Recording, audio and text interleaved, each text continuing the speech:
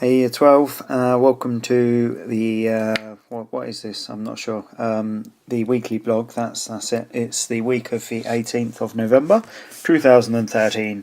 So, right, this week we have looked at F equals ma, Newton's second law on slopes, and when particles or boxes and stuff are being pulled along.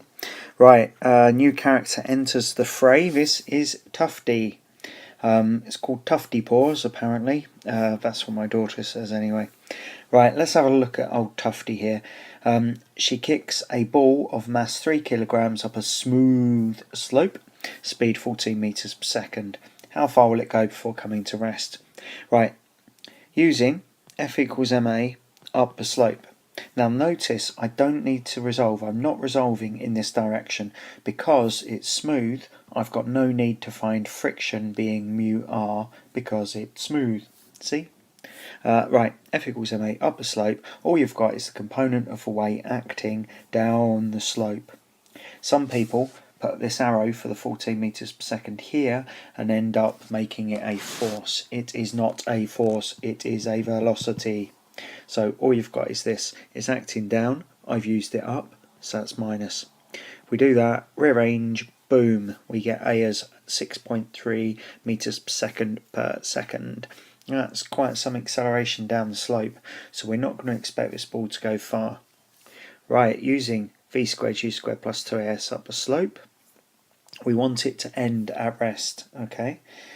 So v is 0, u is 14, a we've just found as 6.3 and s is what we're trying to find. Square that, take it over there, divide that into there, and we get 15.6 meters.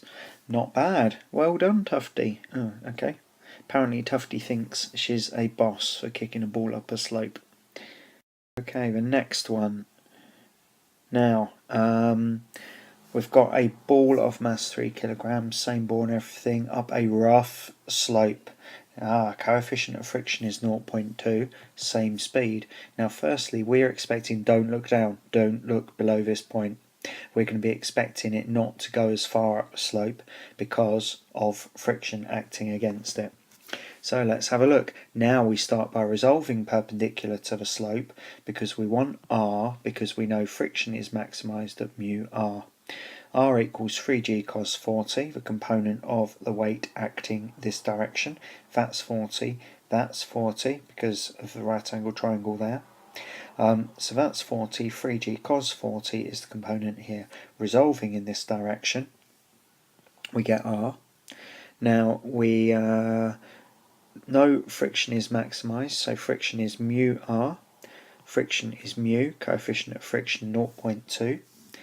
times 3g cos 40. That gives us a frictional force acting down the plane, because it's opposing motion, of 5.092 newtons. Excuse me. Right, F equals ma up the slope. We have up the slope, we have no forces acting up the slope, they're all acting down. So we've got minus friction, because it's acting down. We've got minus component of the weight. This way was 3g cos 40. This way is 3g sine 40. And all of that resultant force is mass times acceleration.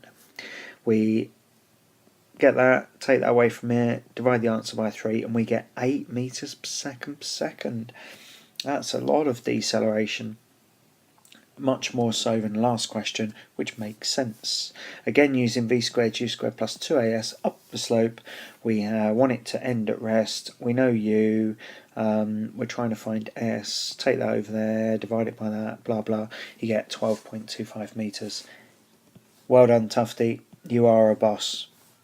Okay, so, and final. Hey guys, right, so this is the third part. This wasn't answered brilliantly on your homework, this type of question, so I thought it'd be really good to include it in this week's stuff. So we've got a box being pulled along a rough floor with a force of 40 newtons at an angle of 20 degrees to the horizontal, and we know coefficient of friction between the floor and the box is 0.3. What is its acceleration? Now, key mistake lots of people are making is going r equals 8g. It does not. you've got this force here. This force has got a component upwards which is going to kind of lift the box up slightly, okay, meaning that there's not as much pressure being put on the table, and thus the reaction, the force the table has to push back up with to keep the box at this level is going to be less. So if we resolve vertically, R plus 40G, that's cos, so this one would be sine. 40G sine 20 gives me 8G, acting down. So I get 8G, I take that away, and I get 64.72 newtons. There should be an N there, it's in invisible ink. Friction is mu r because the box is moving, and that's mu as 0.3 times r as 64.72. Frictional force, opposing motion, is 19.42 newtons. Okay, now I use F equals ma in this direction, and I know then that the component of this force, 40 cos 20, because we go through the angle, minus friction, acting in the opposite direction, is equal to 8a. Okay, resultant force is mass times acceleration. I then work this out, put that in there, take that from that, divide by 8, I get 2.27 meters per second. And that's it. Oh, some advice here from the boss. Never put your cat in the toaster. That is very good advice. Definitely, thank you. I think we should all follow that daily. Right, and that's me over and out. I'll go and eat my tea now.